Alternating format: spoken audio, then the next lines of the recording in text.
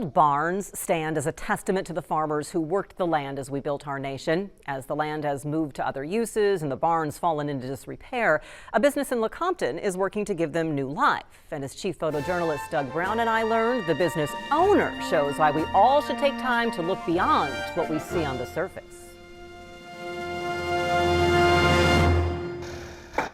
Where you might see an old barn, it was built in 1886. Tyler Chrisman sees a story. History, hard work. They did everything by hand with a building like this. You get to see the process. The co-owner of Bald Eagle Barnwood documents it all. There he is. Board by board, nail by nail. It's kind of like a time capsule. Like going inside of it, it's like walking back in time. And I think it's really neat because I think a lot of people don't get to see that. They tell a story. Yeah, exactly. Revealing the potential beneath the surface. It's got all the pegs. Not unlike Tyler's own story. I like to call my wheelchair my work truck because it gets beat up and dirty. He was born with cerebral palsy. I think in some ways I'm kind of lucky because, you know, I've never known anything different. Bald Eagle Barnwood was born when Tyler's dad, Darren, encountered a health challenge. My dad was in the corporate world for years, and he got diagnosed with lymphoma, so he had to go through cancer treatments. Darren coped by building a man cave out of materials salvaged from a shed someone wanted torn down. That led to taking down a dairy barn, which has piled up into this. So there's lumber out here from 10, 15 barns at least. Not one to sit on the sidelines, Tyler, who just graduated from Washburn University, jumped into action. You know, he'd be out working on the barn all day and be tired, so he would only answer customers when he felt like it. Well, I started answering them right away, and it kind of took off. Tyler isn't just customer relations. He's also the finisher. So, yeah, this is pretty much the process. When boards make it back to the job site, Tyler pulls the nails. It's a good way to build upper body strength. And these old barns had a lot of them. I counted one time in a 16-foot board, there was 403 nails. That was one of the worst ones. A quick dusting with a wire brush, and he's ready to go again. He does these long boards, 20-foot long boards, and I'm like, Tyler, be careful. You're gonna, hurt your back. You're not gonna be able to do this. And his dad, it's all about leverage. I said, okay. I said, but ask us if you need help. And very rarely does he ask. It is, he says, the way Tyler's always been. I mean, you could see it when him and his twin sister were on the floor, and Jessica would crawl over to the toy. Tyler would take a second, and the next thing you know, he's rolling. And it's just, he found a way to do it, and he's always done that. It's been me the whole time, so I've had to figure out how to make things work. And my family, they never treated me any differently, so I had to figure out how to do things on my own. Those are the hand-hewn ones that, they shaped with an axe. Perhaps that's why he can vision what a barn might be. The doors are all different sizes, lots of pulleys, lots of head gates, and look at the size of those hinges. When it can't be a barn anymore. Those would be a lot of table legs, like our bigger beams. They are typically for mantles. Tin's a big seller too. A lot of people will do like wainscoting. It makes a cool ceiling. Your woods in a restaurant in Vegas. And it's in Wrigley Field somewhere. The reality is that a barn like this, and 95% of the ones we've done, that if we don't take them down, they're gonna just be bulldozed and buried or hauled off to like the dump. It's sad seeing them go, but at least they're allowed to, live on in a different way, and they'll be used for all different kinds of projects, and just to get that lumber, give it a new life is something we take a lot of pride in. Ready? You're only limited by your imagination. Tearing down barns and barriers to see the potential that lies within. Some people see the chair and they assume that I have limitations, but I may have to do things a little differently, but I usually find a way to get the job done. This barn, it's rough and not what it once was, but it's still got potential, and it's kind of like how you shouldn't underestimate what people can do because they might surprise you. October, by the way, is Disability Employment Awareness Month. You can check out the Bald Eagle Barnwood Facebook page to see Tyler post all their work and some of the cool old barns from around the country that he spots. But I said, Tyler, do you see yourself as a role model? And he's like, well, I've kind of grown into it. And he gets a lot of support on social media. And he says he hopes that he's motivating people, but it's really about their work. That's the really super cool thing. But then you see him going around doing what he does with no limits. What a great mission to preserve that history, which is so rich too. And how about his passion and perseverance, something for all of us to certainly admire. The government shutdown continues into an Kansas Supreme Court Justice Evelyn Wilson knows she is dying. It is, she says, the simple fact of her diagnosis with ALS, a degenerative disease that eventually robs you of the use of every muscle in your body. But in an interview you'll see only here on 13 News, she told me she's finding a lot of joy and many blessings. I love the law, and I love being involved with the law. A book about a woman accused in the Salem witch trials set a young Evelyn Wilson on a path to explore these books. And I was so outraged by what she had to put up with, and I thought, I wish I could have been there to stand up for her, to protect her. So who does that? Lawyers do that. It was about protecting people. Yeah, yes, helping people and, helping people who might have trouble helping themselves. It took the Smith Center native from a law practice in Oberlin to Shawnee County District Court and the Constitution of the State of Kansas to, in 2020, taking a seat on the Kansas Supreme Court. But weakness in her hand last December put a plot twist in her story. They gave me a neurologic test, an EMG, and I did very badly. I hate to fail tests, but I failed that one. What was it like to hear that news? It was hard, but I have a very strong faith. I know that one day I will die from this, and then I'll find out what happens next. And in the meantime, I'm having a great time because there's a lot of life left, and I'm enjoying every bit of it. ALS has no cure as it destroys the brain's ability to communicate with the muscles in the body, eventually, including those you use to breathe. In the few months since Wilson's diagnosis, her weakness has progressed. She wears a brace on her hand, and typing has slowed from rapid fire to one letter at a time. How difficult was it for you to make the decision that you're going to have to step away from the law? I cannot perform anymore at a level that I think suits me.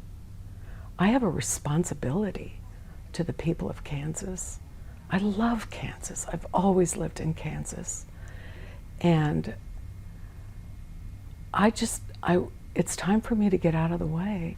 And the hidden blessing is that I have had the opportunity to have those heart-to-heart talks. Let me tell you, if you have a fatal disease, people hug you.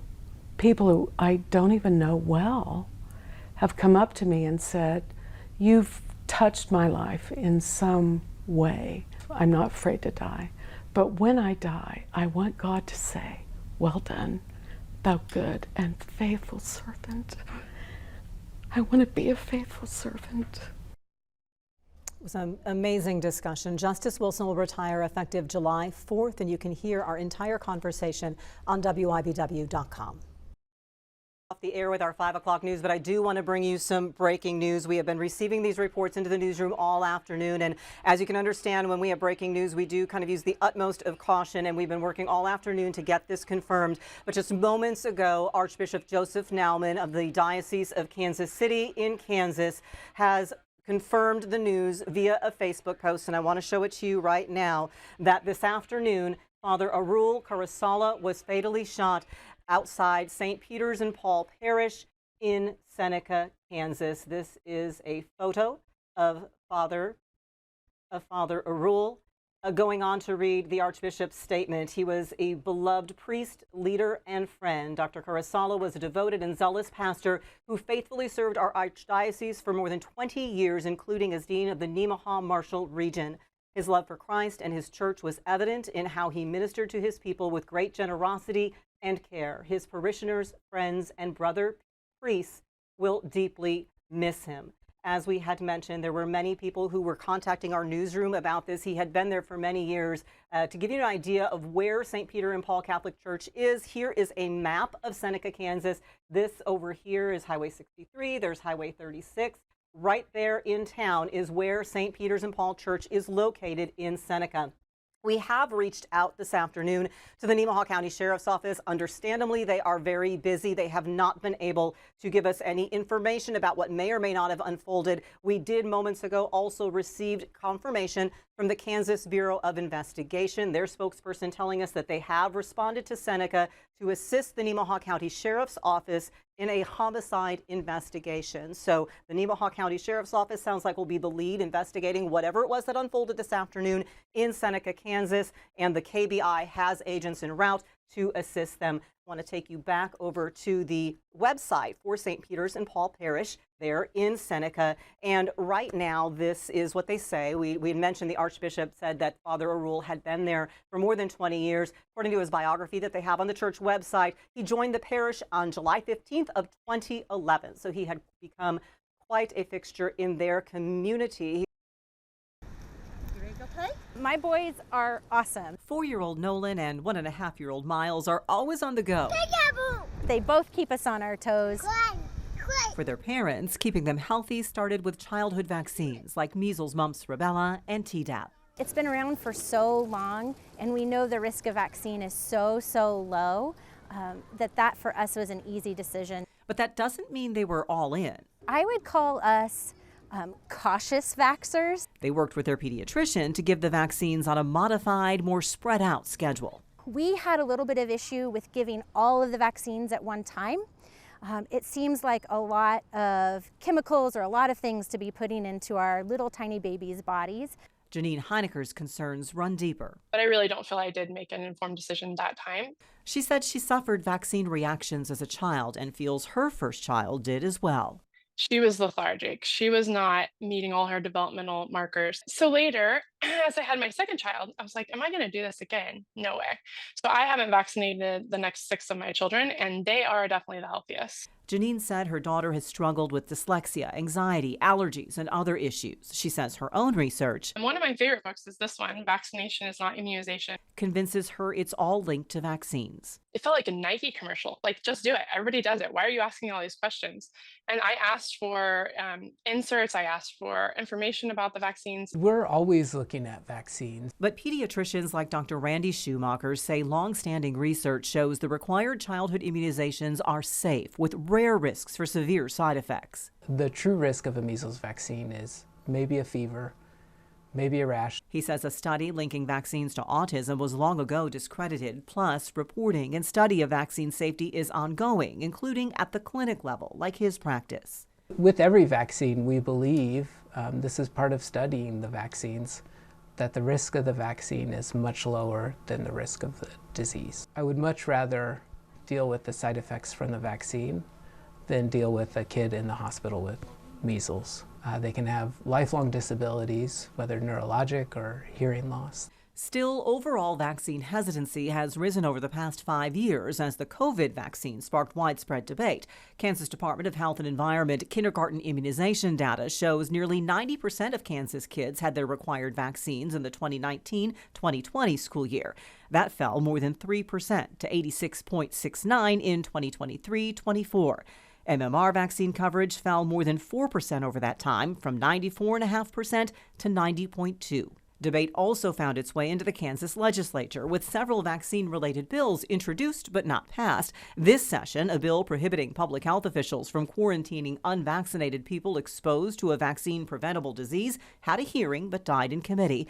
However, a Senate committee did advance a bill with an amendment making it easier for kids in daycare to get vaccine exemptions. I feel like there's a misinformation about the research that has been done. It is not unbiased. It is funded by those vaccine companies. As a health system, we would make more money with those kids in the hospital, the way that our U.S. healthcare system is developed. We make a lot less money preventing disease and a lot more money treating disease. Schumacher says a recent measles outbreak in Texas and Kansas' first cases since 2018, 6 as of March 19th, are concerning.